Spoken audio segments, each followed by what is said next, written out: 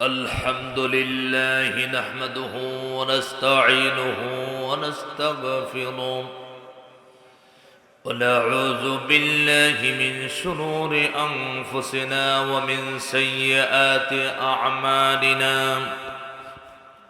من يهده الله فلا مضل له ومن يضلله فلا هادي له. ونشهد أن لا إله إلا الله وحده لا شريك له. ونشهد أن سيدنا وحبيبنا ومولانا محمدًا عبده ورسوله صلى الله عليه وعلى آله وأصحابه وبارك وسلم، الذي أرسله بالحق بشيرا ونذيرا وداعيا إلى الله بإذنه وسراجا منيرا. فقد قال الله تعالى في كلامه المجيد وفرقانه الحميد। সকলে আমরা পড়ি আউযু বিল্লাহি মিনাশ শাইতানির রাজীম। بسم الله الرحمن الرحيم. ألف لام را كتاب أنزلناه إليك لتخرج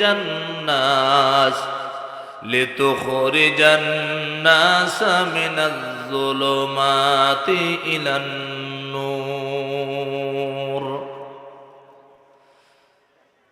إن الله وملائكته يصلون على النبي يا أيها الذين آمنوا صلوا عليه وسلموا تسليما. اللهم صل على محمد وعلى آل محمد كما صليت على إبراهيم وعلى آل إبراهيم إنك حميد مجيد. اللهم بارك على محمد وعلى آل محمد كما باركت على إبراهيم وعلى آل إبراهيم إنك حميد مجيد. بلغ العلا بكماله كشف الدجى بجماله حسنت جميع خصاله صلوا عليه. আমার ভাইরা, আল্লাহ তাআলা এই কুরআনুল কারীমটি শুধু নামাজের জন্য কিতাব বানায় নাই, শুধু রোজার কিতাব বানায় নাই, শুধু হজ যাকাত এই তাসবিহ তাহলিল জিকির আজকারের জন্য আল্লাহ রাব্বুল আলামিন কুরআন কারীম নাযিল করেন নাই। আল্লাহ পাক পূর্ণাঙ্গ একটা জীবন ব্যবস্থা দিয়েছে। কোরআন ঠিকরা বলে জীবন ব্যবস্থা হিসেবে কয়জন মানুষ কোরআন শরীফ মানে কথা বলে না যে আমি একবারে আমার রান্নাঘর থেকে সংসদ পর্যন্ত কোরআনের আদেশে হুকুম মতো চলতে চাই। এটা কি আমাদের সমাজের মানুষের মানে তো নাই, বরং বললেই বলে ওই হুজুর রাজনীতি করে। কথা বলে একটা সহজ কথা, আমাদের সমাজের একবারে সহজ কথা, হক কথা বলবেন, রাজনীতি কথা বলে না কেন? কয়েকদিন আগে আপনারা রাগ করবেন নাকি, এক জায়গায় মাহফিলে আমাকে আগেই বলা হয়েছে হুজুর রাজনৈতিক মুক্ত আলোচনা। কি মুক্ত? কথা বলে না। আমাদের দেশ কি রাজনৈতিক মুক্ত না যুক্ত? কথা বলতে হবে, রাজনৈতিক মুক্ত না যুক্ত? বলতেছে রাজনৈতিক মুক্ত ওয়াজ করবেন। অথচ কোরআনুল কারিমে আল্লাহ তাআলা রাজত্বের ব্যাপারে একটি সূরা আছে, সূরার নাম কি? সূরা মুলক। সুবহানাল্লাহ বলবেন না? মুলক মানে কি? রাজত্ব। এই রাজত্বের কথা, পৃথিবীর কথা আল্লাহ তাআলা তুলে ধরেছেন। সমাজ নবীজি চালিয়েছেন, ঠিক কি না? কোন রাসূল সমাজপতি ছিলেন, রাষ্ট্রনায়ক ছিলেন। আমরা বললে তো সেটাই বলবো, রাসূল যেভাবে চালিয়েছিলেন, যে সমাজে জুলুম ছিল না, অত্যাচার ছিল না, চাঁদাবাজি ছিল না, চুরি ছিল না, জানা ছিল না, ঠিক কি না? কোন আমরা হুজুরের রাজ পর্যন্ত কি বলছে যে আগামীকাল ফজরের নামাজের পরে অমুকের বাড়ি ভাঙবা। কথা বলে না? শুনছেন কোন হুজুর বলতে? আজ পর্যন্ত বলতেছে রাজনৈতিক মুক্ত। কোথায়? গাইবান্ধার গোবিন্দগঞ্জ। শুধু থানাটার নাম বললাম, আর কিছু বললাম না। আমাকে স্টেজে উঠানো হলো কয়টায়? 11:30টায়। যিনি আমার আগে আলোচনা করেছেন তিনিকে নামিয়ে দেওয়া হলো 10:30টায়। উনি এসে আমার কাছে চিঠি লিখে পাঠাইয়া উনি মাইক নিয়ে আধা ঘন্টা উনি রাজনৈতিক বক্তব্য দিলেন। কথা বলে না কেন? এটা হলো আমাদের দেশের চিত্র। সম্মানিত ভাইরা, যতদিন পর্যন্ত এই ভুল ধারণা আমাদের ভিতর থেকে সরে না যাবে, কারণ হলো আল্লাহ পাক কোরআনুল কারীমের ভিতরে সর্বপ্রথম যে আয়াতে কারিমা আল্লাহ রাব্বুল আলামিন নাজিল করেছিলেন, আল্লাহ পাক নামাজের আয়াত নয়, রোজার আয়াত নয়, হজের আয়াত নয়, যাকাতের আয়াত নয়।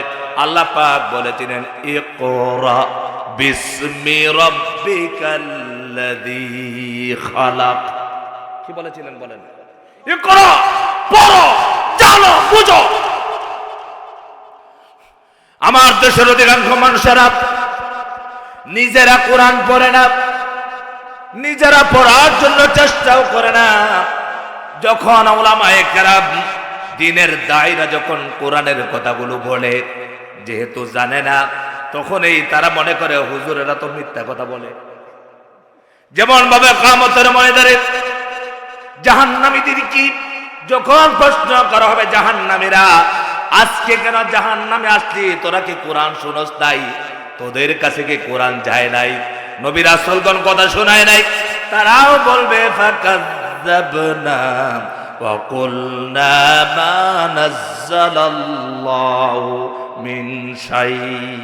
এগুলা যখন মৌলবীরা বলতো, হুজুরেরা বলতো, আমরা বলতো আরে বেটা মিথ্যা কথা বলে, এগুলো তো আল্লাহ নাযিল করে নাই, এটা হুজুররা তার দরবারি করার জন্য বলে।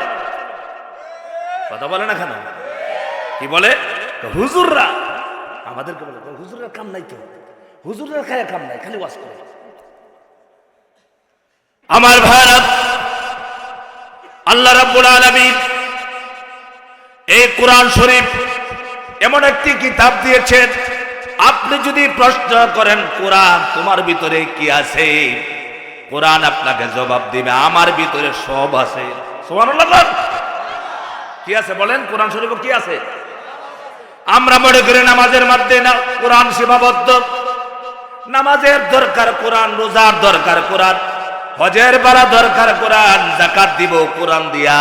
কিন্তু আল্লাহ পাক বলছেন ওয়া নাযালনা আলাইকাল কিতাবা তিবয়ানান লিকুল্লি শাই।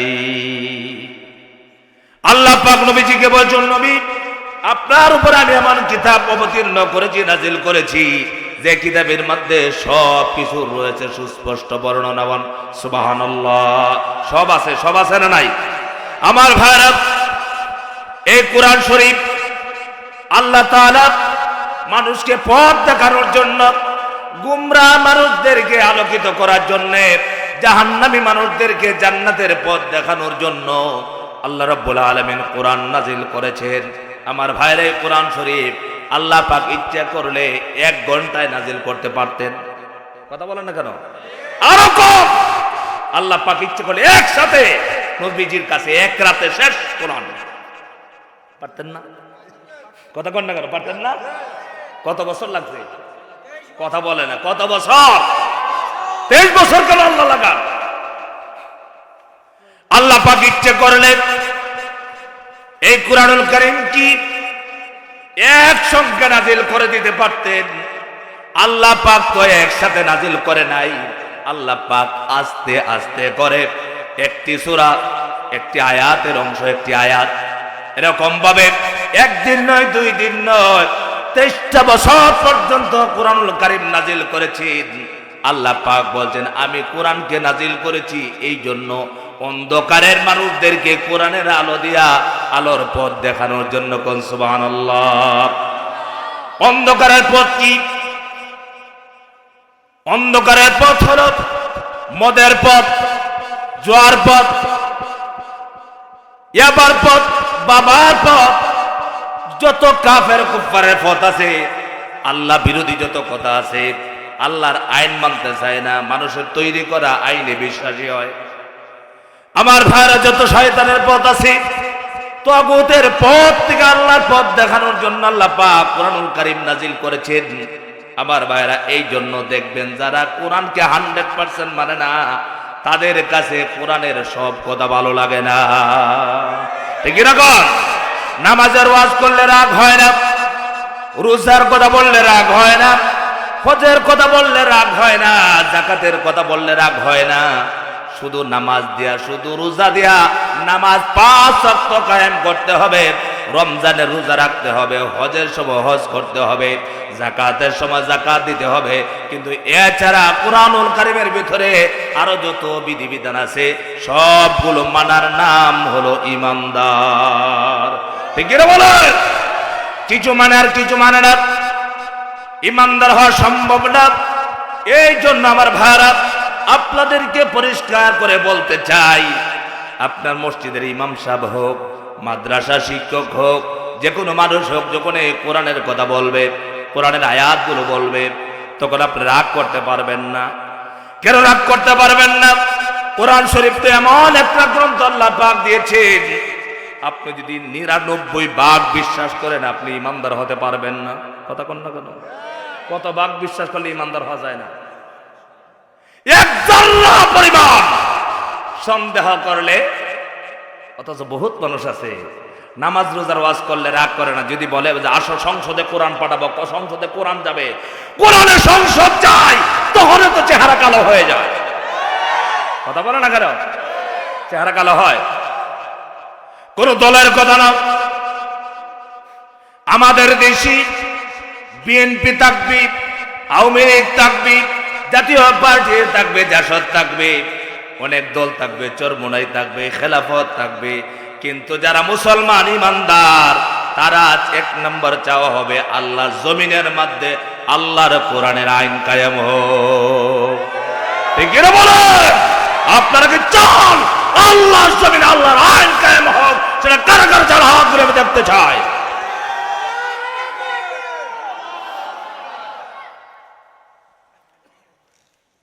একটি কথা বলবো, আপনারা কি বিশ্বাস করবেন?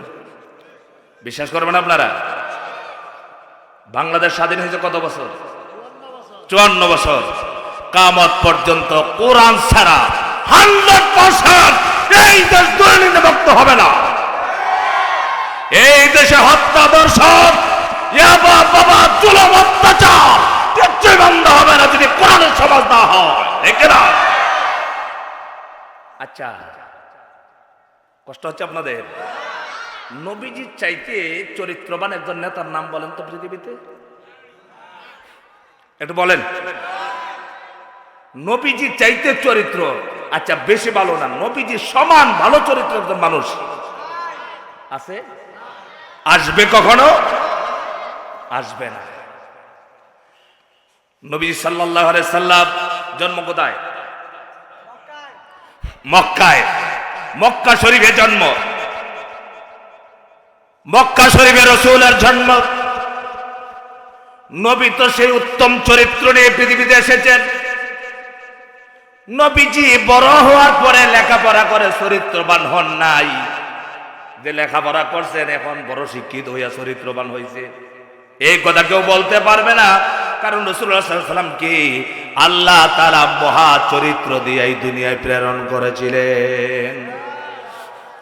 নবীর চরিত্রটা কেমন ছিল?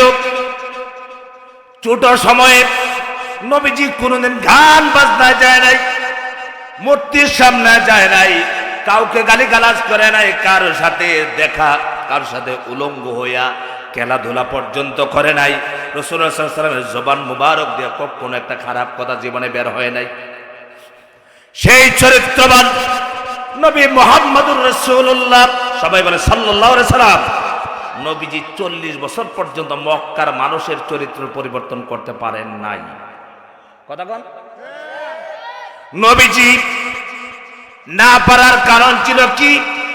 কারণ ছিল আল্লাহ পাক বলছেন মা তাদরি মাল কিতাবু ওয়ালাল ঈমান।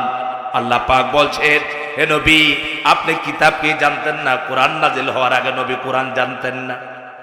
ঈমান কি সেটা আপনি জানতেন না। আপনাকে আমি কোরআন শিখালাম, আপনাকে ঈমানের শিক্ষা দেওয়া হলো, আপনি ঈমানের দাওয়াত দিয়েছেন।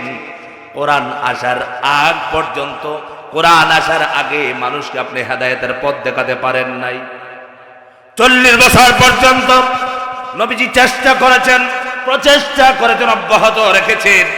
মক্কার মানুষের চরিত্র এত খারাপ ছিল, তাদের মধ্যে ছিল চুরি, ডাকাতি, জেনা, ব্যভিচার, যত জাতের অপরাধ আছে সব তাদের ভিতরে বিদ্যমান ছিল। কিন্তু নবীজি শুধু কষ্ট পেতেন, আফসোস করতেন, আহারে এই সমাজের পরিবর্তনটা কেমনে হবে। আল্লাহ পাক রাসূলুল্লাহর কাছে 40 বছর বয়সে কোরআন নাজিল করলেন। কোরআন দিয়া নবীজি সমাজের পরিবর্তন করলেন। ঠিক না? কি দিয়া পরিবর্তন করছেন? আরো জোরে বলতে হবে, কি দিয়া? এটা কি আমার বানানো কথা? কথা বলেন, বানানো কথা। কোরআন আসে নাই তো মুসলমান হয় নাই, কালেমার দাওয়াত দেওয়া হয় নাই, অথচ সমাজকে সুন্দর করার জন্য নবীজি সাহাবায়ে কেরামকে নিয়ে, নবী সাহাবীদেরকে নয় যুবকদেরকে নিয়ে একটা হিলফুল ফজুল যুব সংঘ করলেন। 16 বছর থেকে 20 বছরের যুবকদেরকে নিয়ে হিলফুল ফজুল যুব সংঘ করলেন। যুব সংঘের উদ্দেশ্য ছিল সমাজের ভিতর থেকে সমস্ত খারাপ কাজ বন্ধ করে দিবে। মারামারি হবে না, অনর্থক যুদ্ধ হবে না, কোন মানুষের টাকা কেউ আত্মসাৎ করতে পারবে না। কেউ যদি কারো টাকা আত্মসাৎ করে, যুবকরা মিলে তার টাকা উদ্ধার করে দিবে। বিদেশিরা যদি আসে, মক্কার মানুষেরা, বিদেশি মানুষেরা ব্যবসার জন্য আসতে পারে, তাদের টাকা পয়সা, মাল সামানাগুলো নিয়ে যেত। এমন চরিত্র খারাপ তাদের ছিল। নারীদের মর্যাদা, কোন মর্যাদাই ছিল না। নারীদেরকে জীবন্ত কবরের মধ্যে রেখে দেওয়া হতো। মেয়ে হলেই পরে এটা অসম্মানের মনে হতো। সেই নারীদেরকে জীবন্ত পুঁতে ফেলা হতো। কি যুগটা ছিল! নবীজি যখন এসেছেন, নবীজি 40 বছর পর্যন্ত বন্ধ করতে পারলেন না। আল্লাহ পাক যখন কোরআন নাজিল করলেন, কোরআন দিয়ে নবীজি দাওয়াত দিচ্ছেন। কোরআনের শিক্ষা গ্রহণ করার কারণে মক্কার মানুষেরা এত সুন্দর চরিত্রের অধিকারী হলো। নবীজি মক্কা শরীফে যখন দাওয়াতের কাজটা শুরু করলেন, 3 বছর পর্যন্ত গোপন থাকার পর 4th বছর থেকে দাওয়াতের কাজ প্রকাশ্য শুরু করেছেন। যে কাফের বেঈমানরা রাসূলুল্লাহকে অত্যন্ত ভালোবেসেছিলেন, মহব্বত করেছিলেন, তারাই রাসূলুল্লাহকে পাথর মারা শুরু করেছে। ঠিক কি না বলেন? আজ যুবক ভাইরা, আপনাদেরকে বলছি, ছেলে ফলে যদি একটু সন্ত্রাসী টাইপের হয়, মা বাবা গর্ববোধ করে। কথা বলে না কেন? ছেলে যদি মস্তান হয়, ক্যাডার হয়, বাবা ছায়ের দোকানে বসে বসে গল্প করে, আমার ফোলা কিন্তু অমুক ক্যাডার। কথা বলে না কেন? এটাকে বাহাদুরি মনে করে। আমার সম্মানিত ভাইরা, অথচ সেটা বাহাদুরি নয়। কাফের বেঈমানেরা নবীজির দাওয়াতের কাজ করেন নাই। নবীকে সবাই ভালো বলেছেন। যখন হকের দাওয়াত দিয়েছেন, রাসূলুল্লাহর কাছে কোরআন এসেছে, কোরআনের দাওয়াত যখন দিচ্ছেন, কাফেরদেরকে বলছেন, কাফেরেরা তোমরা বলো লা ইলাহা ইল্লাল্লাহু মুহাম্মাদুর রাসূলুল্লাহ সাল্লাল্লাহু আলাইহি ওয়াসাল্লাম। এই দাওয়াতটা দিয়েছেন এই 40 বছরের চরিত্রবান নবী, এত ভালো চরিত্রের অধিকারী, মক্কার সমস্ত মানুষের মন জয় করা নবী হয়ে গেলেন চরম পরম দুশ্মন। কথা বলেন না কেন? কি হয়ে গেছে বলেন? দুশ্মন কি কোরআন শরীফ আসার আগেও হয়েছে না পরে হয়েছে? এ কথা বুঝে না, ওয়াজ তো বুঝতে হবে ভাই। কোরআন শরীফ আসার আগে নবী দুশ্মন হয়েছেন না পরে? এখনো আপনাকে দেখবেন আপনার একটা ছেলে মাতাল হইয়া মদ খেয়ে রাস্তায় শুয়ে থাকে, তার বিরুদ্ধে কোনো যোগাযোগ কথা বলে না। আপনার একটা ছেলে যদি কোনো ইসলামের দলের লেঙ্গর দরিয়া যদি চলে, তখন এই বলে মৌলবাদ হয়ে গেছে। কথা বলে না কেন? অথচ আমাদের প্রত্যেকটা মানুষের চাওয়া লাগবে, আমি আমার সন্তানেরা যতদিন দুনিয়া থাকবে কোরআনের সাথে থাকবে ইনশাআল্লাহ। ঠিক রাখো। কোরআন বাদ দিয়ে নেতা হওয়া যায়, কিন্তু ভালো মানুষ হওয়া যায় না। কিন্তু আমার ভাইরা, কোরআন শরীফ এসেছে, নবী শত্রু হয়ে গেছে। আচ্ছা, কোরআন শরীফ আসার পরে যারা নবীকে শত্রু বললেন, শত্রু বানালেন, তারা কি কখনো কেউ ইমানদার ছিল? কথা বলেন, ইমানদার ছিল? আমার ভাইরা বলবেন, নামাজ রোজার ভিতরে ইসলামকে আটকে রাখবেন না। কোরআন শরীফ আল্লাহ তাআলা দিয়েছেন, নবীজি যখন কোরআনের হক কথাগুলো তুলে ধরেছেন, আল্লাহ পাক হলেন মুমিনদের অভিভাবক। আল্লাহ পাক বলে ইমানদারদের বন্ধু আমি আল্লাহ পাক। আল্লাহ পাক যাদের বন্ধু হয়ে যায়, যারা কোরআন মানে ঈমান আনেন, তাদেরকে আল্লাহ পাক অন্ধকার থেকে আলোর পথ দেখায় দেয়। আর যারা কাফের বেঈমান কোরআন বিরোধীরা, তাদের অভিভাবক হয়ে যায় তাগুত, শয়তান। আর শয়তানের কাজ হলো মানুষদের কি কোরআনের পথ থেকে বিচ্যুত করে তাওহীদের পথ থেকে আলাদা বানায়া তাদেরকে জাহান্নামের পথ দেখায় দেয়। তার মানে হলো শয়তান মানুষদেরকে আলোর পথ থেকে বের করে অন্ধকারের পথে তাদেরকে পরিচালনা করে। সম্মানিত ভাইরা, বলছিলাম নবীজি কোরআন শরীফ দিয়ে দাওয়াত দিচ্ছেন। কি দিয়া? দাওয়াতের জন্য এক নম্বর শর্ত হলো কোরআন শরীফ লাগবে। কি লাগবে? কথা বলেন সবাই, বলেন কি লাগবে? নিজের চিন্তা দিয়ে, নিজের যুক্তি দিয়ে, যুক্তিবাদী কথা কন না কেন? কোরআনের কাছে কোনো যুক্তি কাটবে? কোরআন শরীফ দিয়ে রাসূলুল্লাহ সাল্লাল্লাহু আলাইহি ওয়াসাল্লাম দাওয়াতের কাজ করছেন, কিন্তু কাফেররা বিরোধিতা করছেন। আবু জাহেল সহ্য করতে পারতেছে না, আবু লাহাব সহ্য করতে পারতেছে না। যারা সব সময় রাসূলুল্লাহকে আলামিন বলে স্লোগান দিত, তারাই আবার পরম শত্রু হয়ে গেছে। নবীজি যখন কোরআন শরীফের কথা বলছেন,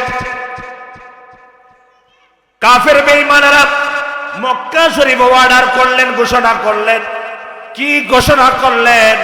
নিষেধ করে দিয়েছেন কোরআন শুনবা না, কোরআনের কাছে যাইবা না, কারণ কোরআন শুনলেই পরে মানুষ হেদায়েত পেয়ে যায়। এই জন্য আল্লাহ পাক বলছেন, ওয়াকালাল্লাযীনা কাফারু লা তাসমাউ লিহাদাল কুরআনি ওয়ালগাউ ফীহি লাআল্লাকুম তাগলিবুন। কাফেরদের কথা কার কথা? আরো জোরে বলুন, কার কথা? যারা কাফের, যারা অবিশ্বাসী। নবীজি যখন কোরআন পড়েন, কোরআন পড়ার নির্দেশ কার? আরো জোরে কার? আল্লাহ পাক বলেন, উতুলু মা উহিয়া ইলাইকা মিনাল কিতাব ওয়া আকিমিস সালাত ইন্নাস সালাতা তানহা আনিল ফাহশাই ওয়াল মুনকার ওয়ালা যিকরুল্লাহি আকবার ওয়াল্লাহু ইয়ালামু মা তাসনাউন। আল্লাহ পাক তেলাওয়াতের কথা বলেছেন, হে নবী আপনি তেলাওয়াত করুন। কি তেলাওয়াত করুন? আপনার উপরে যা ওহী করেছি, যা নাজিল করেছি, আপনি তেলাওয়াত করুন। নবীজি কোরআন শরীফের তেলাওয়াত করে কাফেররা সহ্য করতে পারে না। কাফেররা তাদের রাষ্ট্রের মধ্যে ঘোষণা করলো, মুহাম্মাদের তেলাওয়াত কেউ শুনবে না। মুহাম্মদ যখন তেলাওয়াত করবে, হট্টগোল সৃষ্টি করবে, বাধা দিবে। আপনারা বলেন তো দেখি, কোরআনে বাধা দেওয়া কি ইমানদারের কাজ না বেঈমানদের কাজ? আর জোরে বলেন, কার কাজ? এখন আমি আহমদুল্লাহ হেলালে যদি বাধা দিই, তাহলে কি আমি ইমানদার থাকবো? কথা বলেন না কেন? আমার ভাইরা, সব জায়গায় চার হলেও কোরআন শরীফ আল্লাহ তাআলার কিতাব, 114টি সূরা, 6666টি আয়াত, একটি আয়াতের কথা শোনার পরে যদি কারো খারাপ লাগে, মেজাজ গরম হয়, তাহাজ্জুদের নামাজ পড়লে সে কাফের হয়ে যায়। কেন হয় বলেন? কেন হয় বলেন? এটা কোরআন। এই কিতাব কার? এটা কথা বলেন না কেন? এই কোরআনের কথা আমার বিরুদ্ধে বলতে পারে, আমার বাবার বিরুদ্ধে বলতে পারে, আমার নেতার বিরুদ্ধে বলতে পারে। যখন কোরআন বলবে তখন মাথা পেতে নিতে হবে, তাহলে আমার ঈমান থাকবে। কিন্তু আমার ভাইরা, নামাজ পড়লে কেউ রাগ করে না, গোসা করে না, কিন্তু কোরআন দেখবেন কারি সাহেবরা তেলাওয়াত করেন, করেন না? করেন না? সংসদে কি তেলাওয়াত করেন এটা আপনারা শুনছেন? কোন আয়াত? সংসদের ভিতরে, এটা শেখ হাসিনার সময় হয়েছে, কারি সাহেবকে অর্ডার করা হয়েছে।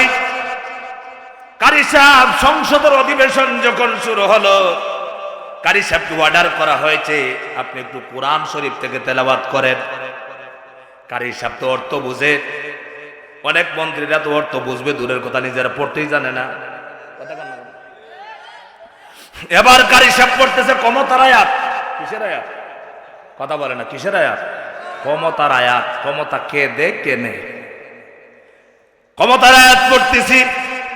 আল্লাহ পাক বলছেন, কুলিল্লাহুম্মা মালিকাল মুলকি তুতিল মুলকা মান তাশা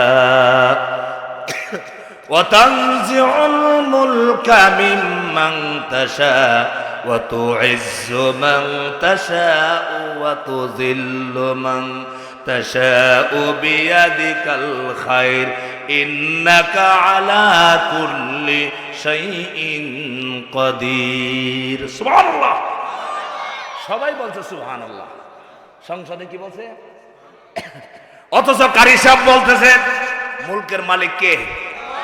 আর সংসদে বসে বলতেছে শেখের বেটিকে আবার তারাবে কে? কথা বলে না। কারি সাহেব বলছে মুলকের মালিক একমাত্র আল্লাহ পাক। কারি সাহেব বলছে আল্লাহ পাক যাকে চান তাকে ক্ষমতা দেন, আবার যাকে চান 40 মিনিটের ভিতরে দিল্লি পাঠায়া ক্ষমতাচ্যুত করেন কে? কারি সাহেব কিন্তু এই কথাগুলোই বলছে। কারি সাহেব বলছে 17 বছর তুমি প্রধানমন্ত্রী দাবি করলা, আর আল্লাহ পাক যখন চান তোমাকে অপমানের সাথে নিজের চিতল মাছ না খাওয়াই ভারত বিদায় করে দেন। কথা বুঝতেছেন আপনারা? তার মানে আল্লাহ পাক বলছেন আমি যাকে চাই তাকে সম্মান ইজ্জত দেই, আর আমি যাকে চাই তাকে অসম্মান করে লাঞ্ছিত করি। আমি যাকে চাই চোরের মতো বাগায়া ভারত পাঠায়া দেই, আর আমি যাকে চাই মারা যাওয়ার পর লক্ষ লক্ষ মানুষ দিয়া জানাজার নামাজ পড়ায় শেষ বিদায় দিয়া দে। ঠিক কিনা বলো? এটা কার হাতে? সংসদে যে কারি সাহেব পড়লো ওরা তো একটাও বুঝে নাই। সবাই বলছে সুবহানাল্লাহ। কি বলছে? সবাই মনে মনে খুশি। কিন্তু যখন এই অর্থ বোঝানো হয়, সমস্ত ক্ষমতার মালিক জনগণ নয়, সমস্ত ক্ষমতার মালিক কে? আরো চিল্লায় বলতে হবে কে? ওই কথা যখন বলা হয় তখনই বলে আমাদের স্লোগানের বিরুদ্ধে দিকে কথা কয়। আমরা বলছি সমস্ত ক্ষমতার মালিক জনগণ, সমস্ত ক্ষমতা জনগণের হাতে। এই কথাই তো আমরা স্লোগান দিলাম। হুজুর দিকে আবার অর্থ বলতে গিয়ে এটা কি বলতেছে? এই জন্য আমার দেশের মানুষেরা দেখবেন কারি সাহেবরা যখন তেলাওয়াত করে না বোঝার কারণে সুবহানাল্লাহ বলে, এমন মানুষ আছে বুঝলে পরে তাদের চেহারা কালো হয়ে যেত। ঠিক কিরকম? এই জন্য কোরআন শরীফ শুধু পড়ার জন্য আসে নাই, কোরআন এসেছে বোঝার জন্য। প্রত্যেকটা মানুষ যদি আমরা কোরআন পড়তাম, বুঝতাম, তাহলেই বুঝতাম কোরআনের ভিতরে সব আছে। আমি যা বলতেছি সব কোরআনুল কারীমের ভিতরে আছে। আব্দুল্লাহ ইবনে উমর রাদিয়াল্লাহু তাআলা আনহু কোরআনুল কারীমের সবচেয়ে বড় সূরা সূরাতুল বাকারাকে একদিন নয়, 2 দিন নয়, 8 বছর পর্যন্ত তিনি পড়েছেন। বলেন সুবহানাল্লাহ। তার মানে হলো পড়েছেন, বুঝেছেন। আমার দেশের প্রতিটা মানুষ যদি কোরআন শরীফকে পড়তো, বুঝতো, বোঝার জন্য চেষ্টা করতো, তাহলে আমাদের দেশে আজ থেকে আরো 50 বছর আগে সংসদে কোরআনের রাজ কায়েম হয়ে যেত। ঠিক এরা বলেন? কোরআনের সমাজ চান না এরকম কেউ আছেন এখানে? কোরআনের সমাজ চান না কেউ আছেন? আমি কোরআনের সমাজ চাই না, আমরা সবাই চাই। ঠিক এরকম আমার ভাইরা, কোরআনের সমাজ সবাই চাই। আপনার সমাজের ভিতরে যুবক মেয়ে, যুবতী মেয়েরা, যুবক ছেলেরা যদি কোরআনের শিক্ষায় শিক্ষিত হয়, এই সমাজটাকে ভালো হবে না খারাপ হবে? আপনাদের বিশ্বাস কি বলেন? ভালো হবে না খারাপ হবে? নবীজির কাছে কোরআন এসেছে, কাফেররা বন্ধ করতে চেয়েছে, অত্যন্ত চেষ্টা করেছে, তারা বাধা দিয়েছে। মুহাম্মদুর রাসূলুল্লাহ সাল্লাল্লাহু আলাইহি ওয়াসাল্লাম যাতে দাওয়াতের কাজ না করতে পারেন, কোরআনকে যাতে প্রতিষ্ঠিত না করতে পারেন, সেই জন্য অনেক নির্যাতন করেছেন। এমন নির্যাতন করেছেন শেষ পর্যন্ত রাসূলুল্লাহ সাল্লাল্লাহু আলাইহি ওয়াসাল্লামকে মক্কা শরীফে থাকতে দিলেন না, হিজরত করে মদিনায় গেলেন। কোথায়? চোরা বলেন কোথায়? তার কারণ আর কিচ্ছু ছিল না। নবীজি তো 40 বছর বয়সের ভিতরে হিজরত করেন নাই, হিজরতের দরকারও পড়ল না, প্রয়োজন নাই, কারণ দাওয়াতের কাজ করেছেন। মক্কার কাফেররা যা করে তার বিরোধিতা করেছেন। নবীজি সাল্লাল্লাহু আলাইহি সাল্লামকে আবু তালেব পাশে বসে বলছেন, ভাতিজা, সমাজের ভিতরে বিশৃঙ্খলা হয়ে যাচ্ছে, আবু জাহেল বিরোধী হয়ে যাচ্ছে, আবু লাহাব বিরোধী হয়ে যাচ্ছে, উতবা সাইবা ওয়ালিদ ইবনে মুগিরা বিরোধী হয়ে যাচ্ছে। ভাতিজা মুহাম্মদ, একটু আস্তে আস্তে করে দাওয়াত দিবা, হিকমতে দাওয়াত দিবা, প্রকাশ্যে কথা বলো না, তাহলে সবাই শত্রু হয়ে যাবে। নবীজি সাল্লাল্লাহু আলাইহি সাল্লাম বলেছেন, চাচা, সব বিষয় ছাড় দিলে উপরে দ্বীনের ব্যাপারে, কোরআনের ব্যাপারে আমার জীবন যদি চলে যায়, এরপরেও 1 সেকেন্ডের জন্য বাতিলদের সাথে আপোষ হবে না। কাফেররা প্রস্তাব করে নাই? কথা বলো, প্রস্তাব করছিল, বলছিল তোমরা কিছু আমাদের দেবতাদেরকে মানো, আমরা তোমার আল্লাহরে কিছু ডাকাডাকি করি, মিলেমিশে চলি। কথা কন না কেন? ইসলামের ভিতরে সামাজিকতা আছে, হিন্দু, বৌদ্ধ, খ্রিস্টান সকলের অধিকার আছে মুসলমানের কাছে। মুসলমান যদি রাষ্ট্র ক্ষমতায় যায়, কিন্তু ধর্ম ত্যাগ করে তার ধর্ম মানার কোনো সুযোগ নাই। কথা বলো না কেন? যে বলে আমরা মসজিদে একটু সেজদা দেই, আমরাও একটু মন্দিরে সেজদা দিয়ে দিই। কথা কন না কেন? কুল ইয়া আইয়ুহাল কাফিরুন সূরা কাফির নাযিল হয় নাই? আমার ভাইরা, নবীজি যখন হক পথে দাওয়াত দিয়েছেন, নবীজি কি থাকতে দিলেন না, কষ্ট দিলেন, মেরেছেন, সাহাবীদেরকে অনেক মেরেছেন, অনেক আহত করেছেন, নির্যাতন করেছেন, সাহাবীরা শহীদ হয়েছেন।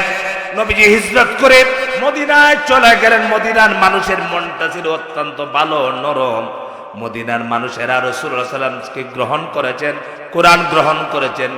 নবীজি মসজিদ মদিনার মধ্যে যখন ইসলাম প্রতিষ্ঠা করলেন, কোরআনুল কারীমের সমাজ প্রতিষ্ঠা হলো, মদিনার মধ্যে ইনসাফ প্রতিষ্ঠা করলেন। কি প্রতিষ্ঠা করলেন? কথা বলেন না, কি প্রতিষ্ঠা করলেন? ইনসাফ কি আজকে আছে আমাদের কাছে? কথা বলেন, ইনসাফ আছে? ইনসাফ কি কায়েম আপনারা চান? ইনসাফ প্রতিষ্ঠা করতে হবে। ইনসাফ যদি প্রতিষ্ঠা হয়, তাহলে একজন এমপি, মন্ত্রী, চেয়ারম্যান 2 মাসের ভিতরে কোটি কোটি টাকার মালিক হতে পারবে না। গুলশানে বাড়ি 1 সপ্তাহ পরে কিনতে পারবে না। ঠিক এরকম আমার জান এই 17 বছর চেয়ারম্যানই করে কয়েক কোটি টাকার মালিক হয়ে গেছে, তার বাবার টাকা। কথা বলো না কেন? এই জন্য আমার ভাইরা, কোরআনের শিক্ষার দরকার, কোরআনের সমাজের দরকার। রাসূলুল্লাহ সাল্লাল্লাহু আলাইহি ওয়াসাল্লাম মদিনা শরীফে কোরআনের সমাজ গঠন করলেন। নারীরা নিরাপদ হয়ে গেল, বৃদ্ধরা নিরাপদ হয়ে গেল, যুবকেরা ভদ্র হয়ে গেল, সবাই ভালো হয়ে গেল। এবার নারীরা ঘর থেকে বের হয়। আপনি বলেন তো দেখি, আমার দেশে নিরাপদ আছে? কথা বলেন, নিরাপদ আছে? আজকে আমি ওয়াজ করতে এসে আপনাদের এলাকায় আমার ওই ইমাম সাহেব বলছেন নুসরাতের বাড়ি নাকি এখানে। কথা কন, এখানে আপনাদের এলাকায় নুসরাতের বাড়ি এখানে। নুসরাতের ঘটনা তো আমরা দেখলাম।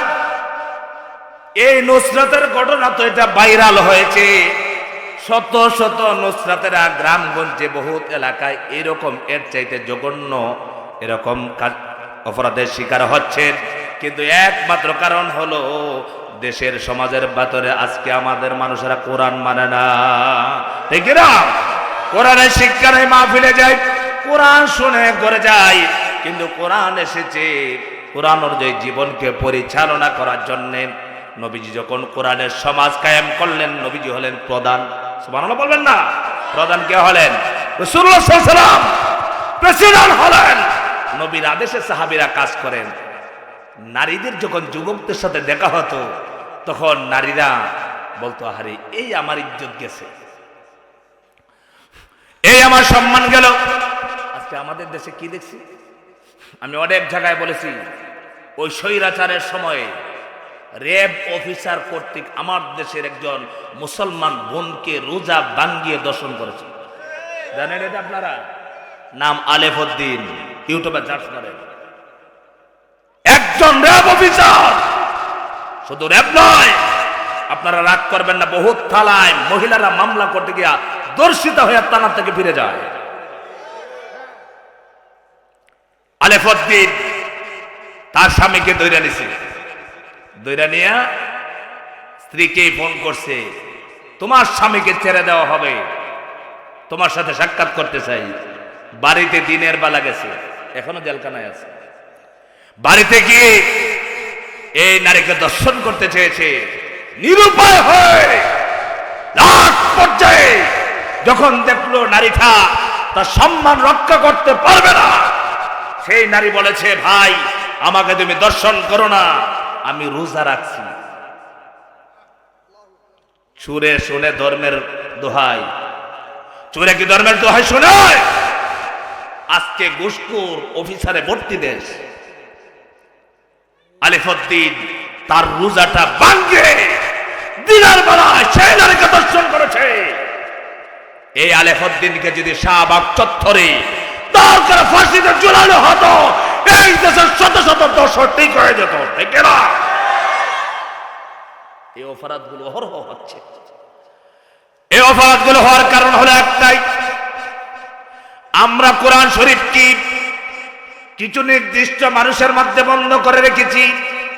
মনে করতেছি ইমাম সাহেবরা কোরআন পড়বে, মুয়াজ্জিন সাহেব কোরআন পড়বে, মাদ্রাসার ছাত্ররা কোরআন জানবে, তারাই বুঝবে।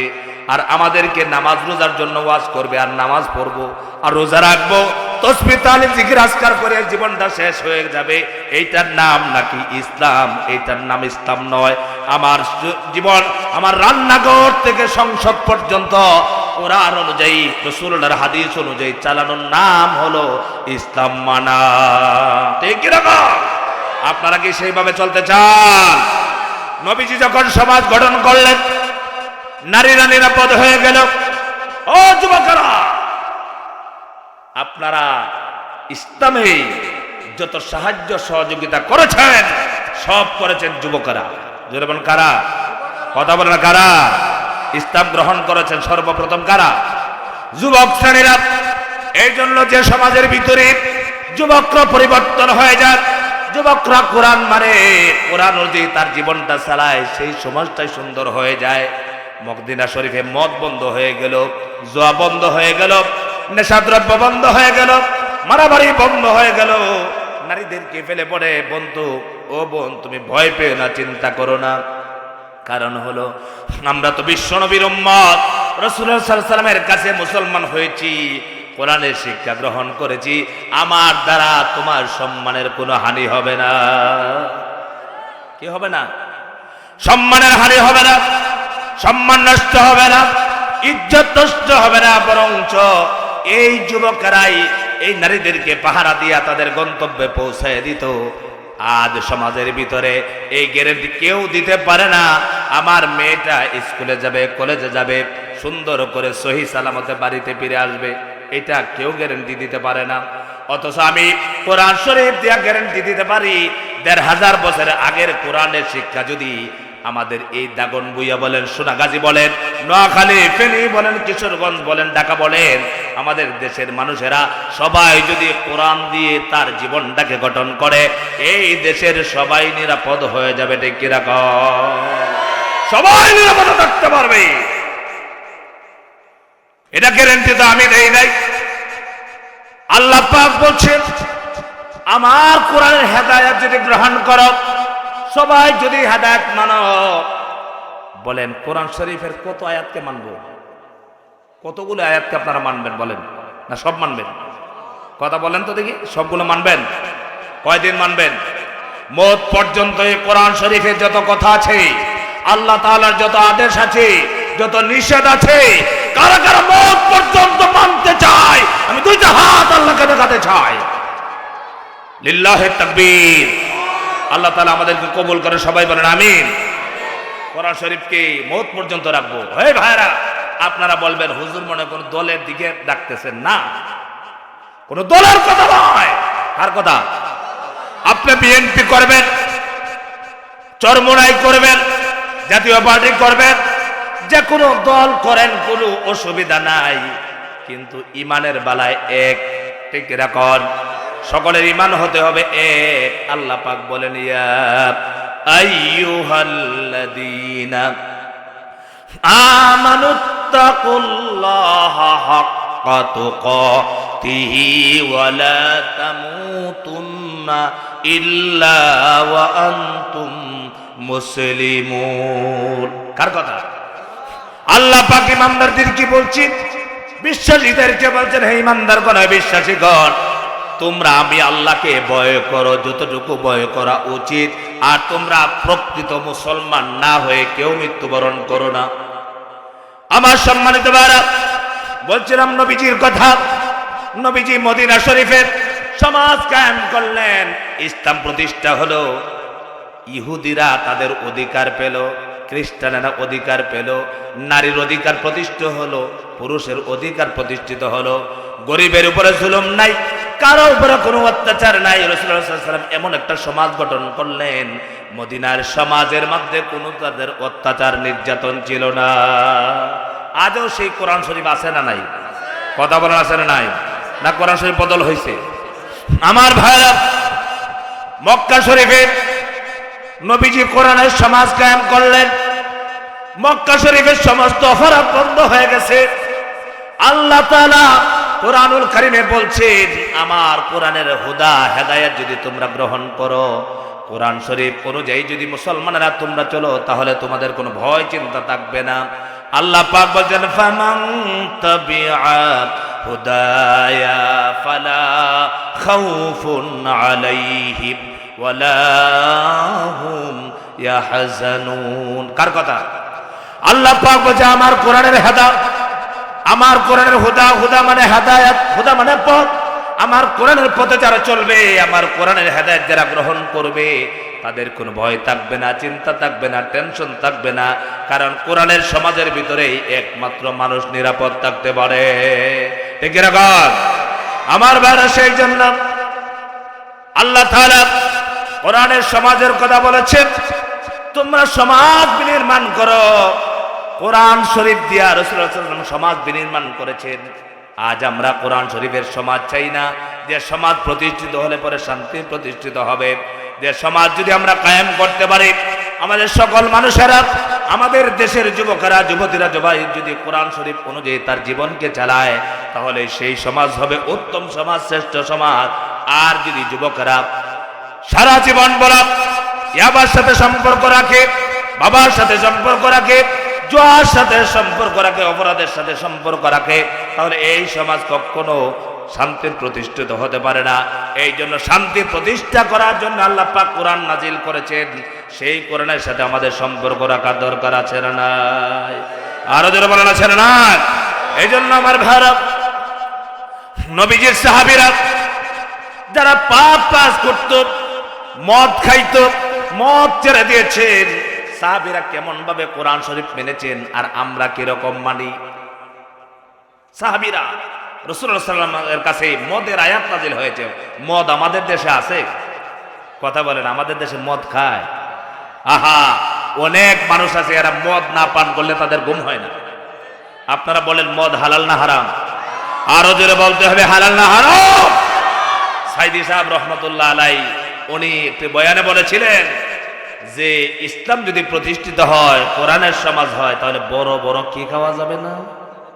কথা বলে না, বোতল খাওয়া যাবে। এটা কি মিথ্যা বলছিলেন? কথা বলে না কেন মিথ্যা বলছিলেন? কারণ মদ খাইলে পরে তার বিচার হবে। আজকে বিচার, আমাদের দেশে বিচার আছে না? কথা বলেন, আমাদের দেশে কি বিচার নাই? আমাদের দেশে বিচার আছে, কিন্তু বিচারের আইনটা যে আইন আছে, এই আইন কিন্তু 100% কোরআনের আইন নাই। আছে নাকি? কর আইনটা হলো মানুষের তৈরি করা। ডক্টর কামালের মতো ব্যক্তি হইল আইন বই লেখছে, ঠিক কিনা? কর সংবিধান রচনা করেছে শাহরিয়ার কবির। ওরা বড় শিক্ষিত দাবি করে, ওই মানুষগুলো যারা নামাজ পড়ে না, তারা আল্লাহর দিন মানে না, তারা সংবিধান লিখেছে আর তাদের সংবিধান অনুযায়ী আমরা চলতেছি, ঠিক কিনা? কর সংবিধান ব্রিটিশের সংবিধান দিয়ে আমরা চলতেছি, অথচ আল্লাহ পাক কোরআনুল কারীমকে মানুষের জন্য সংবিধান বানায় দিছে। এমন সংবিধানের ভিতর দিছে যে সংবিধানের ভিতরে আমাদের জীবনের সব কিছু কথা আছে। আমার ভাইরা, আচ্ছা বলেন, বিচার যে দেশের বিচার সঠিক হয় সেই দেশে সুশৃঙ্খল হয়, ঠিক এরকম যত দেশে বিচার বিভাগে দুর্নীতি হয়, অনিয়ম হয়, সেই দেশ কখনো শান্তির হতে পারে না, ঠিক এরকম। আমাদের দেশ আমরা শান্তির দেখতে চাই, শান্তির দেখতে চাই। শান্তির যদি দেখতে চান তাহলে কি লাগবে? ইনসাফ ভিত্তিক বিচার ব্যবস্থা লাগবে, ঠিক এরকম। ইনসাফ ভিত্তিক বিচার ব্যবস্থা আছে। আমার ভাইরা, ইনসাফ কোথায় হবে? যত রাজাকার সব জামাত ইসলামের ভিতরে, যত রাজাকার উঠায় দিছে সব বিএনপির ভিতরে। কথা কন না কেন? ইনসাফ হয়েছে? ইনসাফ করে নাই। অথচ আল্লাহ পাক কোরআনুল কারীম নাজিল করেছেন ইনসাফ ভিত্তিক বিচার ফয়সালা করার জন্য। কোরআন শরীফও বলছিলাম সব আছে। কোরআন শরীফে কি আছে? বিচার কি আছে? কথা বলেন না, বিচার কি আছে? আপনার এলাকায় কি কোরআন শরীফ দিয়ে বিচার হয়? আপনারা সামাজিক সালিশ হয় না? সামাজিক সালিশ হয়। সামাজিক সালিশের মধ্যে আপনাদের এলাকার কথা বললে আপনারা কিন্তু রাগ করবেন। অন্তত যারা সমাজপতি ওনারা রাগ করবেন। একজন আমার এলাকার কথা বলছে, আমাদের সমাজে দুই ভাই যখন মারামারি করে জায়গা নিয়ে, তখন যাদেরকে বিচারক হিসেবে আনি তারা কিন্তু বেশিরভাগ বেনামাজি। কথা বলে না কেন? তাদেরকে আনি। অথচ একটা মাদ্রাসা শায়খুল হাদিস কোরআন শরীফ পড়তে পারে, তাফসীর করতে পারে, বুখারী শরীফ পড়তে পারে, তাফসীর করতে পারে, তিরমিজি পড়তে পারে, নাসাই পড়তে পারে, আবু দাউদ শরীফ পড়তে পারে, ওই বেটারে আমরা জ্ঞানী মনে করি না। আমার সালিশ বৈঠকের ভিতরে মুহাদ্দিস সাহেবকে বলি না, বড় মসজিদের খতিব সাহেবকে রাখি না। অথচ তারা যদি থাকতো তাহলে ওই জায়গার মধ্যে 100% ইনসাফ ভিত্তিক কথা হতো। অথচ আমরা তাদেরকে রাখি না। কেন রাখি না? আমরা মনে করি মৌলবীদের কাজ এটা না, আলেমদের কাজ বিচার করে না, আলেমদের কাজ শুধু নামাজে ইমামতি করবে। কথা বুঝতেছেন আপনারা? আলেমদের কাজ কি? এটা কি বাস্তব কিনা বলেন? আমাদের দেশের চিত্র এটা আছে কিনা ভাই? আছে কিনা বলেন? আপনারা বলেন, আপনার এলাকায় শায়খুল হাদিসকে আপনারা সালিশ বৈঠকে কোনোদিন রাখছেন? আপনারা আপনাদের সোনাগাজীর বড় মসজিদের ইমাম সাহেবকে কোনোদিন আপনারা ডাকছেন? কেন ডাকেন না? আপনার এখানে না, সারা দেশের একই অবস্থা। আমার এলাকায় সবচেয়ে বড় মাদ্রাসা আছে হযরতনগর কামিল মাদ্রাসা। আমার এলাকায় সবচেয়ে বড় দুইটা মসজিদ আছে, একটি শহীদি মসজিদ, একটি বাগলা মসজিদ। আজ পর্যন্ত শুনে নাই যে গ্রাম্য সালিশে ওই ইমাম সাহেবকে রাখছে। কথা বলেন না কেন? অথচ ইমাম সাহেব যদি যেত, সোনাগাজীর শায়খুল হাদিসকে যদি আপনি বিচার সালিশে রাখতেন, তাহলে 5,000 টাকা না 50,000 টাকা ঘুষ দিলেও হুজুর ঘুষকে উল্টা পাল্টা কথা বলতো না। এটার কারণ হলো ভাই, সমাজ তো এমনিতে অশান্তি হয় না। আপনাদের এলাকায় ঘুষ চলে, বিচারকরা ঘুষ খায়, মাতবররা। আমাদের এলাকায় বলে মাতবর, আপনার এলাকায় কি বলে? মাতবর বলে। মাতবর আমি এমনও দেখেছি, ছোটবেলায় আমাদের জায়গা নিয়ে ঝগড়া হয়েছিল। আমার বাবা খুব নেককার দিনদার মানুষ ছিলেন, উনির কাছে ওই সময় বলতেছে 500 টাকা দিলে তোমার কাজে আমি যাইতে পারি। কত টাকা? বুঝতেছেন আপনারা? সেই জন্য আমার ভাইরা, কোরআন শরীফ শুধু আমাদের কিতাব নয়, কোরআন শরীফ আপনার ভাড়াবাড়ি বন্ধ করার কিতাব। সুবহানাল্লাহ। যে সময় কোরআন শিখনেওয়ালারা, কোরআন পড়নেওয়ালারা কোরআনের দাঈদেরকে সামাজিক বিচারের মধ্যে নিবেন, তাদের ফয়সালা অনুযায়ী বিচার হবে। আপনারা বলেন তো দেখি, হুজুররা আইন জানে না? হুজুররা আইন জানেন কি আইন জানেন? আপনারা 4 ভাই 5 বোন, কয় ভাই? 4 ভাই 5 বোন, এটা কতটুকু সম্পদ পাবে? বহু মেম্বার চেয়ারম্যান কিন্তু বলতে পারে না। কথা বলে না কেন? যিনি দাওরা হাদিসে হাদিস পড়ায়, যিনি কামিল ক্লাস নেয়, মৌলানা সাহেব, উনি জানে না? কথা বলে না কেন? উনি জানে। উনি কি দিয়ে জানে? কোরআন শরীফ দিয়ে জানে। অথচ উনাকে কিন্তু আমরা অ্যাভয়েড করে চলছি। সম্মানিত ভাইরা, সেই জন্য কোরআন শরীফের কথা মনে করবেন না শুধু সংসদে কোরআন, সব জায়গায় কোরআন লাগবে।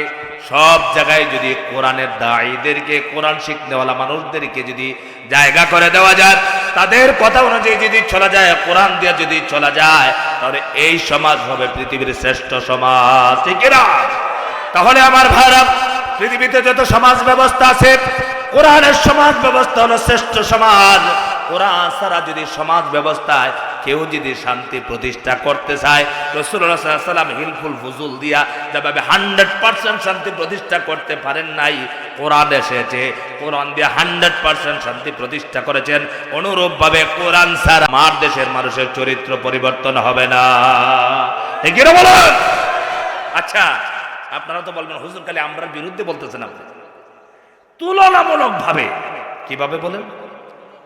তুলনামূলক ভাবে মাদ্রাসার ছাত্ররা অপরাধ কম করে না স্কুল কলেজের ছাত্ররা অপরাধ কম করে? কথা ভালো করে বুঝেন। আবার বললেন না যে ঢালাও পাবে কি স্কুল কলেজের কথা বলছেন না।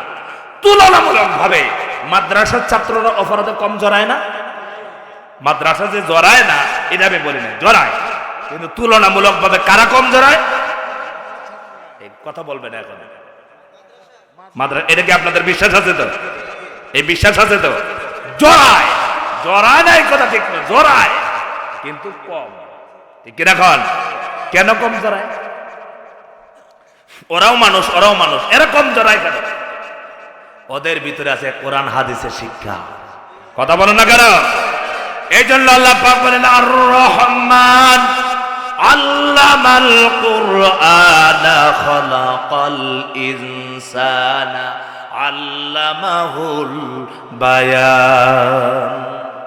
রহমান তিনি দয়াময় রব, যিনি মানুষকে শিখিয়েছেন কোরআন। কোরআনের শিক্ষা হলে পরে একটা মানুষ হতে পারে। কোরআনের শিক্ষা নাই, প্রকৃত 100% মানুষের মতো হতে পারবে না।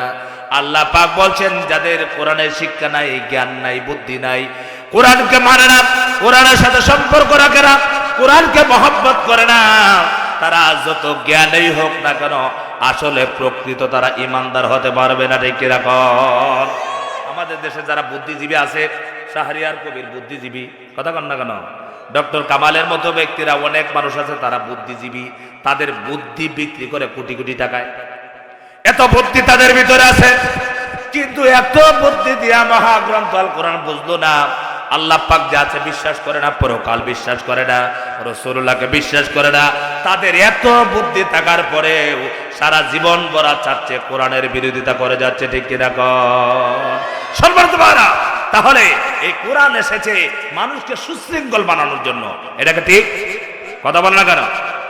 কোরআন শরীফ মানুষকে সুশৃঙ্খল বানায়। কোরআন শরীফের শিক্ষা অশৃঙ্খলা থেকে মানুষকে মুক্ত দেয়, আর কোরআনের শিক্ষায় মানুষকে ভালো বানায়, চরিত্রবান বানায়। এই জন্য কোরআন এসেছে। আমার ভাইরা, এই কোরআনের সাথে আমরা থাকবো, একদিন নয়, 2 দিন নয়, মৌত পর্যন্ত। রাজি আছেন ইনশাআল্লাহ? আমাদের রবকে আল্লাহ পাক বলছেন, তোমরা ইস্তেকামত থাকবা, মুমিন বান্দারা। ইন্নাল্লাযীনা ক্বালু রাব্বুনাল্লাহু সুম্মা ইসতাকামু, নিশ্চয় যারা বলবে আমার রব আল্লাহ, আমার হায়াতের মালিক আল্লাহ, মৌতের মালিক আল্লাহ, রিজিকের মালিক আল্লাহ, সম্মান দেওয়ার মালিক আল্লাহ, অপমান অপদস্থ করার মালিক আল্লাহ, সমস্ত ক্ষমতা আল্লাহ পাক দেন, ক্ষমতা থেকে বিচ্যুতি করেন আল্লাহ পাক। আল্লাহ পাক বলছেন, এই কথা বলে শেষ নয়, এই কথা বলে ইস্তেকামত থাকবে মৌত পর্যন্ত। কতদিন? যেরকম কতদিন পর্যন্ত? মৌত পর্যন্ত যারা ইস্তেকামত থাকবে, ইমানের সাথে, কোরআনের সাথে, দ্বীনের সাথে থাকবে, দ্বীনের সাথে বেয়াদবি করবে না, কোরআনের সাথে বেয়াদবি করবে না, যারা কোরআনের কথা বলবে তাদের সাথে বেয়াদবি করবে না। তারা যখন মারা যাবে, মারা যাওয়ার পর ফেরেশতারা এসে বলবে আল্লাহ তাখাফু ওয়ালা তাহজানু ওয়া আবশিরু বিল জান্নাতিল্লাতী কুনতুম তুআদুন। সুবহানাল্লাহ। এই মানুষেরা, কোরআনের পক্ষের মানুষেরা, যারা সারা জীবন ভরা কোরআনকে ধারণ করবে, কোরআনকে ভালোবাসবে, মহব্বত করবে, কোরআন দিয়া তার জীবনকে চালাবে, হাজারো বিরোধিতা করার পরেও কোরআনের পথ ছেড়ে দিবে না। কোরআনের পথ আমরা ছেড়ে দেব? কোরআনের পথ কি আমরা ছেড়ে দেব? কোরআনের পথ ছেড়ে দেবে না। ওই সব মানুষদের কি যখন কবরের মধ্যে রাখা হবে, ফেরেশতারা এসে বলবে বান্দা তোমার কোনো ভয় নাই, চিন্তা নাই, টেনশন নাই, তুমি সারা জীবন ভরা জমিনের থেকে যে কোরআনের পক্ষে ছিলে, দ্বীনের পক্ষে ছিলে, আল্লাহর পথে ছিলে, কাউকে ভয় পাও না, চিন্তা করো নাই, আজকে কবরের মধ্যে তোমার কোনো ভয় নাই, চিন্তা নাই, তোমার সাথে যে জান্নাতের ওয়াদা করা হয়েছিল সেই জান্নাতের সুসংবাদ গ্রহণ করো। বলেন সুবহানাল্লাহ। আমার ভাইরা, কোরআন শরীফকে মিথ্যা প্রতিপন্ন করলে, কোরআন শরীফের কথাগুলো কি কেউ যদি মেজাজ কারাম করে শুনে, আছে না আপনাদের এলাকায় নাই, ওই হাদির জন্য দোয়া করছে, কার জন্য কথা কন না, হাদির জন্য দোয়া করছে, বহুত খতিব সাহেবের খতিব বিশেষ কথা কন, বহুত ইমামের ইমামতি শেষ, ঠিক কিনা কন?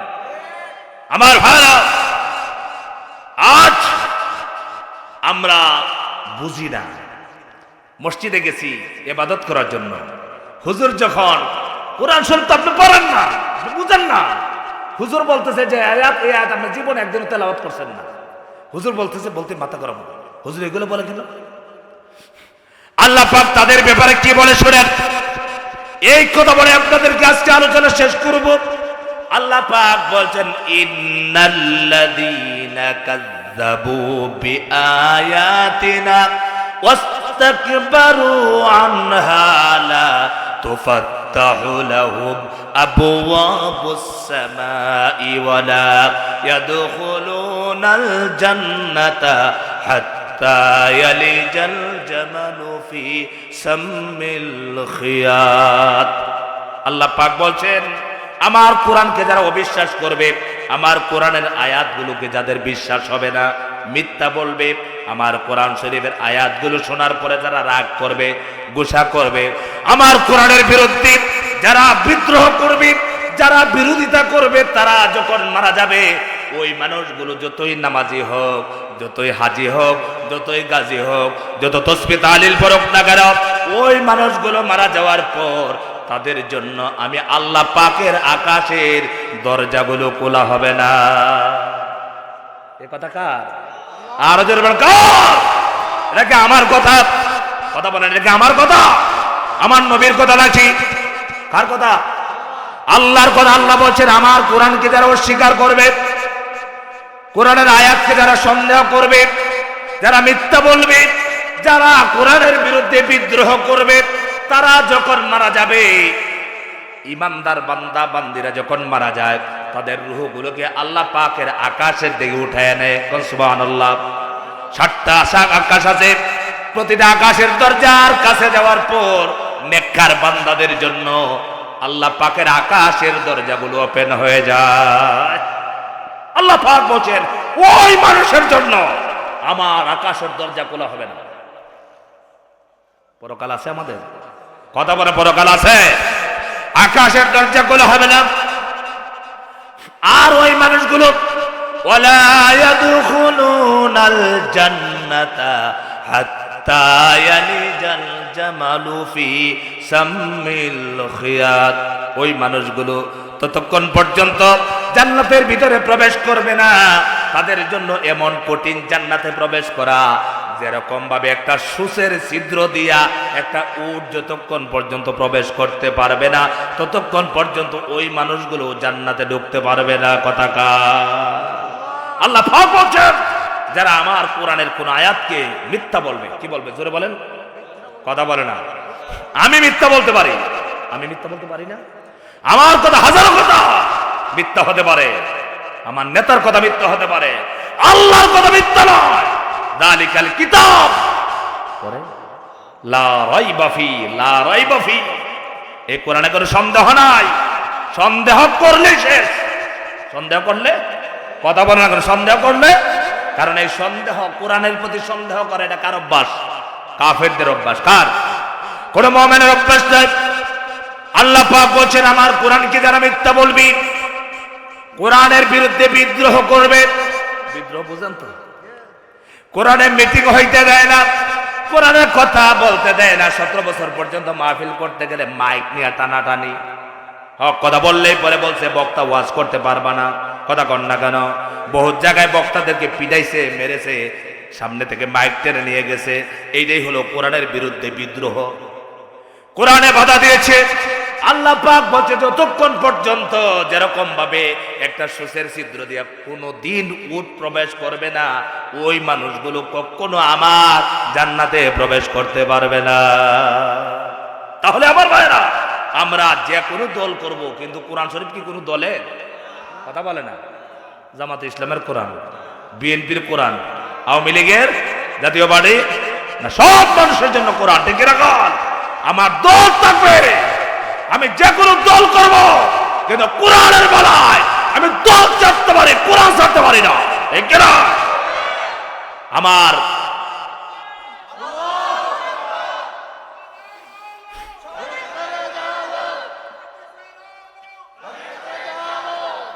আমার ভাইরা, আমরা সেই সময় আমরা একজন মুমিন দাবি করতে পারবো যে সময় আমার নেতা তো দূরের কথা, আমার বাবা যদি বলে কোরআনের বিরুদ্ধে একটি কথা, রাসূলের বিরুদ্ধে একটি কথা, হাদিস কোরআনের বিরুদ্ধে আমার বাবার একটি কথা যদি যায়, সেই সময় আমার বাবার কথা আমি মানতে পারি না। ঠিক না? তখন বোঝা যাবে আমি ইমানদার। কিন্তু আমরা হাজারো কথা বলি, আমার অমুখে বলছে তমুক, আমরা ওইটার পিছনে দৌড়াচ্ছি, কোরআনের কথা বাদ দেন। এরকম আছে না নাই? এই জন্য আমার ভাইরা, অনুরোধ করব, এই কোরআন আসছে মানুষকে জান্নাতি বানানোর জন্য। কি বানানোর জন্য? মক্কার মানুষ তো ছিল জাহান্নামী। ও জাহান্নামী মানুষদেরকে কোরআনের আলো দিয়া কোরআন যখন গ্রহণ করেছেন, জাহান্নামী মানুষগুলো জান্নাতের সার্টিফিকেট পেয়ে গেছে। পায় নাই? হযরত ওমর পায় নাই? হযরত বিলাল পায় নাই? হযরত খাব্বাব পায় নাই? ওই সাহাবীরা একমাত্র কোরআন আসার পরে মুসলমান হয়েছেন, ঈমান এনেছেন, আর জান্নাতি মানুষ হয়ে গেছেন। তখন তাদের নামের পিছনে নাম নেওয়ার সাথে সাথে মানুষ বলবে কিয়ামত পর্যন্ত, রাদিয়াল্লাহু আনহুম ওয়া রাদু আন। সুবহানাল্লাহ। কি বলেন? উমর ফারুক, কথা বলেন না, উমর ফারুক রাদিয়াল্লাহু আনহু ওয়া রাদু আন। অথচ আবু জাহেলের নাম এই পৃথিবীতে আছে না? আবু জাহেলের নাম আছে, কিন্তু নাম নেওয়ার পরে তুতু নিক্ষেপ করে। কথা কন? আর উমরের নাম, হযরত আলীর নাম, হযরত উসমান রাদিয়াল্লাহু তাআলা আনহুমা, তাদের নাম নেওয়ার পরে হযরত বেলালের নামটা নিলে কলিজা থেকে কি পর্যন্ত ভালো লাগে বলেন তো? একমাত্র কারণ তারা কোরআন অনুযায়ী তাদের জীবনকে চালাইছেন। ঠিক রাখুন। কোরআনের বাইরে একটা কথা বলেন নাই, কোরআনের বাইরে একটি পা সামনের দিকে অগ্রসর করেন নাই। আমরা মনে করছি যে কোরআন আসছে শুধু নামাজের জন্য। বলেন ভাই, কোরআন দেখে শুধু নামাজ পড়বো? আমরা কোরআন শরীফ দিয়ে নামাজ পড়বো, কোরআন শরীফ দিয়ে আমার পরিবারও চালাবো। কথা বলেন না কেন? ইনসাফের কথা কি কোরআন শরীফ আছে? ইন্নাল্লাহা ইয়ামুরু বিল আদল ওয়াল ইহসান ওয়া ইতাইযিল কুরবা ওয়া ইয়ানহা আনিল ফাহশাই ওয়াল মুনকার। এইসব তো বিচারের কথা, ইনসাফের কথা আল্লাহ তাআলা কোরআন শরীফে দিয়েছেন। আল্লাহ তাআলা ইনসাফের কথা বলেছেন, ন্যায় বিচার করার কথা বলেছেন। আল্লাহ তাআলা বলেছেন, তোমরা মানুষের উপরে জুলুম করবা না। আপনাদেরকে বিশ্বাস হয় আমরা কোরআন দিয়ে যদি আমরা সমাজটাকে সাজাতে পারি, রাষ্ট্রটাকে সাজাতে পারি, তাহলে শান্তি প্রতিষ্ঠা হবে? এটা কি বিশ্বাস হয়? আপনাদের বিশ্বাস হয়? বিশ্বাস হয়। আল্লাহ তাআলা কবুল করে। সবাই বলেন আমিন।